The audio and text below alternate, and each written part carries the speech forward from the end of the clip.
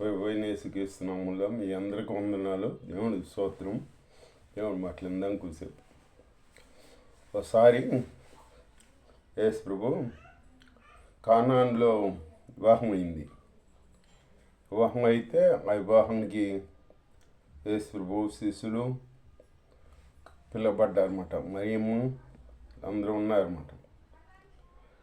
ఆ రోజుల్లో వివాహం అయితే ఆ వివాహానికి వచ్చిన వాళ్ళకి తాగినంత ద్రాక్షారసం పోయాలి. ద్రాక్షారసం పోయాలన్నమాట. అడిగిన వాళ్ళకి లేదనకుండా పోయాలన్నమాట. అది వాళ్ళ ఆచారం. అట్లా పోయిపోయారనుకో, ద్రాక్షారసం అయిపోయింది అనుకో, వాళ్ళకి అవమానం. ద్రాక్షారసం పోయాలి, వచ్చిన వాళ్ళకి అందరికీ కాదనకుండా పోయాలన్నమాట. అట్లాగే అప్పుడు ఆ వివాహాల్లోనికి వచ్చిన వాళ్ళకి అందరికీ ద్రాక్షారసం పోసారన్నమాట. పోతున్నారు. తాగిన పోయి సగం అయిపోయింది, ద్రాక్షారసం అయిపోయింది. అయిపోయేటప్పటికి వాళ్ళు కంగారు పడతా వాళ్ళు ఏం చేశారు, మరియమ్మ దగ్గరికి వచ్చారు. దేవుని స్తోత్రం. మరియమ్మ దగ్గరికి వచ్చారు. వాళ్ళు ఎవరి దగ్గర రావాలి? యేసయ్య దగ్గర రావాలి. యేసయ్య దగ్గర రాకుండా మరియమ్మ దగ్గరికి వచ్చారు. మరియమ్మ దగ్గరికి వచ్చి మరియమ్మకి చెప్పారన్నమాట. చెప్పేటప్పటికి మరియమ్మ వచ్చి యేసయ్య చెప్పింది, అలాగ ద్రాక్షారసం అయిపోయిందంట, కొద్దిగా సాయం చెయ్యి అని చెప్పిందన్నమాట. చెప్పేటప్పటికి అప్పుడు యేసయ్య అన్నాడు, అమ్మ నాతో నీకేం పని, నా సమయం ఇంకా రాలేదు అన్నాడు యేసు. అలాగే తండ్రి, యేసయ్య సమయం రావాలి, అంతేగాని వాళ్ళు మొదటి చేసింది ఏం తప్పేంటి? మరియమ్మ దగ్గరికి వచ్చి యేసయ్య దగ్గర రాకుండా మరియమ్మ దగ్గరికి వచ్చారు. మొదటి చేసిన తప్పు. రెండో తప్పు ఏంటంటే మరియమ్మ వెళ్ళి యేసయ్య చెప్పింది. మరియమ్మ ఏం చేద్దా? మరియమ్మ చెప్తే మరియమ్మ ఏం చేద్దా? మరియమ్మ మనలాంటి మనిషి. యేసయ్య దగ్గరికి వెళ్ళి యేసయ్య చెప్పిందన్నమాట. చెప్తే యేసయ్య ఏమన్నాడు? అమ్మ నాతో నీకేం పని, నా సమయం ఇంకా రాలేదు అన్నాడు. మరి యేసయ్య సమయం రావాలి. సమయం వచ్చేదాకా వేచి చూడాలి. మనం ఎప్పుడైనా మనం ప్రార్థన చేస్తాం, ఏదన్నా కార్యం జరగాలని ప్రార్థన చేస్తామా? ఆ ప్రార్థన చేసిన వెంబటే కార్యం జరగలేదంటే మనం ఏట చూస్తాం, ఏం దేవుడు ఏమి ప్రార్థన చేస్తే మన పక్షం కార్యం చేస్తాడని చెబుతున్నారు దైవజనులు. కార్యం చేసే శాతం లేదు, ఏమి లేదు, ఏం దేవుడు ఏం లేకముంది. ఒక్కొక్కరు ఇసుక్కునే వాళ్ళు ఉన్నారు. ఇసుక్కునే వాళ్ళకి కార్యం జరగదు. ఇసుక్కునే వాళ్ళకి కార్యము జరగదు. మానక విశ్వాసంతో ప్రార్థన చేస్తారు చూడు, నిరీక్షణ కలిగి, వాళ్ళకి కార్యం జరిగిద్ది, అది చూస్తారు. మనకే ఓర్పు ఉండాలి. ఓర్పు లేని వాళ్ళకి కార్యం జరగదు. ఓర్పు కలిగి దేవుళ్ళో మనం నిలిచి ఉండాలి, విడవక ప్రార్థన చేయాలి. దేవుడి స్తోత్రం. బైబిల్లో ఒక ఎదరాళ్ళు ఉందంట. ఆ ఎదరాళ్ళు ఒక రాజు ఉన్నాడంట ఆ పట్టణంలో. ఆ రాజు ఎవరో అన్యాయస్తురాని రాజు అంట. అన్యాయస్తు రాజు ఉన్నాడు. రాజు ఉంటే ఈ అదరాలు ఆయన తెచ్చమని యేసయ్య దగ్గరికి ఆ రాజు దగ్గరికి వెళ్ళిందంట. దేవుని స్తోత్రం. రాజు దగ్గరికి వెళ్తుంటే రాజు ఏదో ఒకటి చెప్పి రేపు ఎల్లుండి రా అంటున్నాడంట. ఈవిడి ఆ రాజు రేపు రావంటే రేపు వెళ్తుందంట, ఎల్లుండి రావంటే ఎల్లుండి. వాళ్ళ రమ్మన్న సమయానికి వెళ్ళి కూర్చుంటుందంట. అక్కడ కూర్చుని రిజల్ట్ అయితే ఆ రాజు భోజనం చేతాకి ఇబ్బంది అవుతుంది. ఇప్పుడు వెళ్ళి ఎదురుని కూర్చుంటుంది. వెళ్ళి ఎటు వెళ్తారన్నా ఇబ్బంది అవుతుంది. ఇసుక పుట్టి ఆ రాజుకి, నేను దేవుడికి భయపడను, మనుషులకి భయపడను, ఈ ఎదవరాలు నన్ను తొందర పెడుతుందే, అని చెప్పి ఎదరాళ్ళకి న్యాయం తీర్చాలి అని చెప్పి ఎదరాళ్ళకి న్యాయం తీర్చాడంట. స్తోత్రం, హల్లెలూయా. బైబిల్ చెబుతుంది, అన్యాయస్తు రాజు మీకు న్యాయం తీర్చగలేంది నేను మీకు న్యాయం తీర్చనా అంటున్నాడు యేసయ్య. అట్లాగే న్యాయం తీర్చాడు. కాకపోతే మనం నిరీక్షణ కలిగి ప్రార్థన చేయాలి. మనకు సమీపంగా ఉన్న దేవుడు యేసయ్య. మనకు సమీపంగా ఉన్నది ఎవ్వరూ సమీపంగా లేరు. యేసయ్య మనకు సమీపంగా ఉన్న దేవుడు అయ్యేటప్పటికి న్యాయం తీరితే అప్పుడు యేసయ్యట అన్నమాట, అన్యాయస్తు రాజు మీకు న్యాయం తెలుగా లేనిది నేను తీర్చనా అని చెప్పాడన్నమాట. అట్లాగే మన దేవుడు న్యాయం తెచ్చే దేవుడు, గొప్ప దేవుడు. మనం నిరీక్షణ కలిగి ఉండాలి. మనం అడిగిన దానికంటే ఊహించిన దానికంటే ఎక్కువగా మనకు చేసే దేవుడు యేసయ్య చేస్తాడు. మనం నిరీక్షణ కలిగి ఉండాలి. నిరీక్షణ కలిగి మనం ఉండాలన్నమాట. ఉంటే దేవుడు కార్యం చేస్తాడన్నమాట. దేవుడి స్తోత్రం, హల్లెలూయా.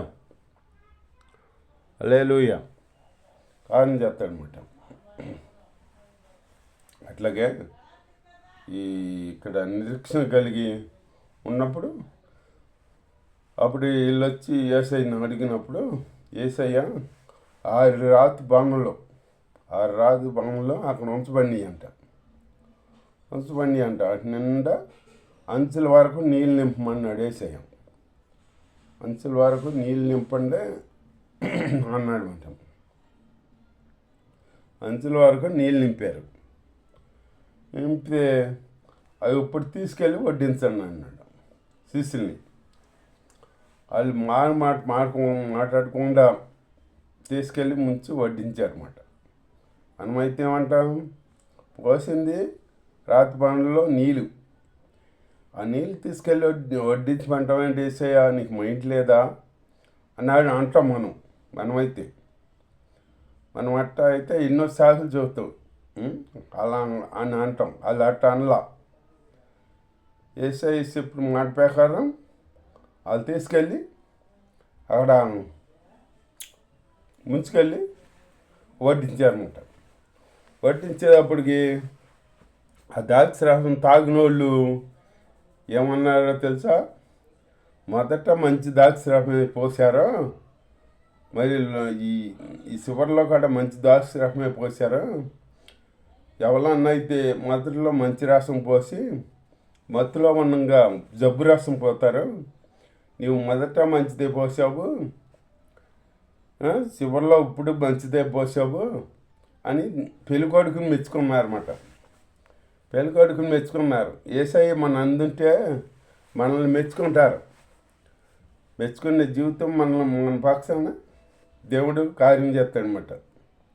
యేసయ్య మన పక్షం ఉంటే మనకంతా జయమవుతుంది. ఒకరు మనల్ని మెచ్చుకుంటారు. మెచ్చుకునే జీవితం కలిగి మనల్ని గొప్ప కార్యం జరిగిద్దన్నమాట దేవుడి వల్ల. ఆ కార్యం చూసి ఇతరులు మనం మెచ్చుకుంటారన్నమాట. అట్లాగే యేసయ్య మనకి కార్యం జరిగే వరకు మనం ఓపికతో ప్రార్థించాలి. ఓపిక కలిగి ప్రార్థన చేయాలన్నమాట. ఓపిక కలిగి ఉండాలి.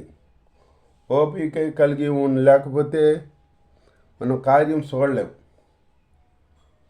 అప్పుడు ద్రాక్షరసం మంచిది పోతే పెళ్ళికొడికి పేరు వచ్చింది, ముందు మంచిదే పోసావు, ఇప్పుడు మంచిదే పోసావు నువ్వు. అందరూ అయితే ముందు మంచిది పోసి అందరూ మంచులో ఉండగా జబ్బు రసం పోతారు, నీవు ఇప్పుడు మంచిదే పోసావు, అప్పుడు మంచిదే పోసావు అని పెళ్ళికొడుకు మెచ్చుకున్నారన్నమాట. దేవుడు మన అందుంటే మనకి అందరూ మనల్ని మెచ్చుకుంటారు. మన పక్షం కార్యం జరుగుద్ది అన్నమాట. దేవుని కార్యం ఒకసారి ఎంటే జరగవచ్చు, ఒకసారి లేట్ అవ్వచ్చు. మనం దేవుణ్ణి అనకూడదు. చనిగే బిడ్డలుగా ఉండకూడదు. దేవుడి కార్యం కోసం వేసి చూడాలన్నమాట. దేవుడు కార్యం ఎప్పుడు జరుగుద్దా అని మనం వేసి చూడాలి, ప్రార్థన చేస్తూ కనిపెట్టాలన్నమాట. అంతేగాని ఎందుకు చేయలేదు కార్యం ఏంటి అని అడిగే ప్రశ్నలు మనం వేయకూడదు అన్నమాట. దేవుడి స్తోత్రం, హల్లెలూయా. అబ్రాహాము కనిపెట్టాడంట. దేని కొరకు? పునాదులు గల పట్టణం కొరకు కనిపెట్టాలంట. అట్లాగే మనం కనిపెట్టాలి, దేవుడి కార్యం కొరకు కనిపెట్టాలి. మన పితరులు 400 సంవత్సరాలు ప్రార్థన చేసి కనిపెట్టారంట. 400 సంవత్సరాలు మన వాళ్ళు అయితే ఇప్పుడు వాళ్ళు అయితే చెత్తరా. ఏదో 4 రోజులు చేసేటప్పటికి, 2 వారాలు చేసేటప్పటికి కార్యం జరగలేదు, ఏం దేవుడో ఏంటో అని అంటారు.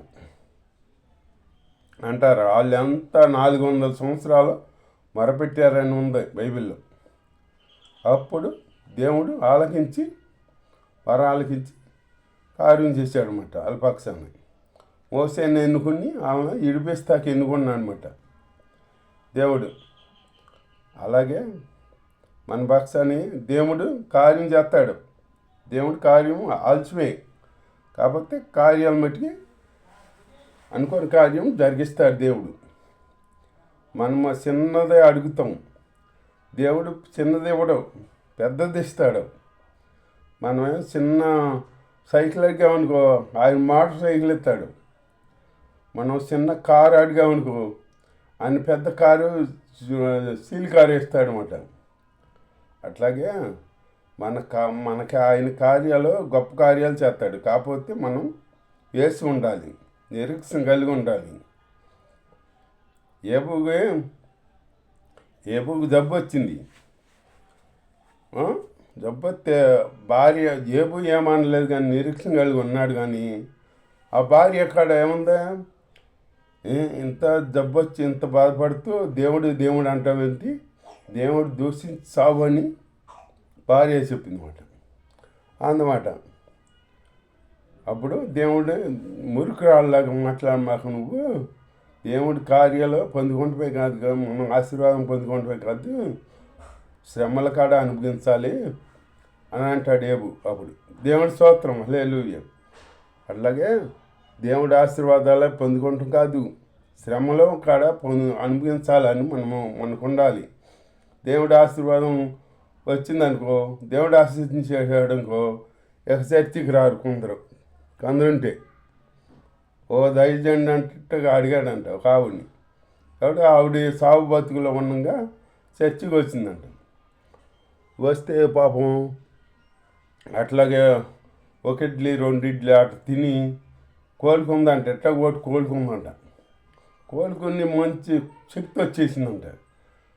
ఆ కోలుకునేదాకా ఈ ఆటో కట్టించుకుని అట్ట కొట్టి వచ్చిందంట, మందిరానికి వచ్చిందంట. ఎప్పుడైతే కోలుకుందో, ఆరోగ్యం వచ్చేసిందో, ఇక చర్చి మానేసిందంట. చర్చి మానేస్తే ఆ దైవజనుడు ఒకసారి కనపడి, ఏంటమ్మా నువ్వు మందిరానికి రావట్లేదేంటి అని అంటే, మందిరమా, ఎందుకంటే నాకు ఆరోగ్యం వచ్చేసిందిగా, ఎందుకు మందిరం ఉందంట. ఈ మాట విని దైవశాఖలే పిత్తరపోయాడంట. ఆరోగ్యం ఇప్పుడు మనకే ఆరోగ్యం చేడినప్పుడే వస్తారేమో, ఆరోగ్యం బాగున్నప్పుడు రాకూడదేమో అని ఆ దైవజనుడు ఆశ్చర్యపడ్డాడంట. అట్లాగే దేవుడి కార్యాలు పొందుకున్నప్పుడు రావాలి, శ్రమలు వచ్చినప్పుడు రావాలి, ఆశీర్వాదంగా ఉన్నప్పుడు రావాలి. దేవుని ఎడవక నిత్యం నిరంతరం ఆయన్ని వెంబడించే బిడ్డలుగా ఉండాలి మనం. అంతేగాని నేపాలు మోపే బిడ్డలుగా మనం ఉండకూడదు. అట్లాంటి జీవితం మనలో ఉండకూడదు. దేవుని ఎడవక ప్రార్థన చేయాలి. ఈ ఎదరాలు ఎట్లా ఎడవక ఇప్పుడు అనేస్తే రాజు ఆయన చేస్తానని ఇప్పుడు రమ్మంటే అప్పుడు ఎట్లా వెళ్ళింది. అట్లాగే మనం వెళ్తా పట్టుదల కలిగి ప్రార్థన చేస్తూ దేవుడి దగ్గర కార్యం పొందుకోవాలి. అలాంటి కార్యాలు దేవుని మాట జరిగిస్తాడు.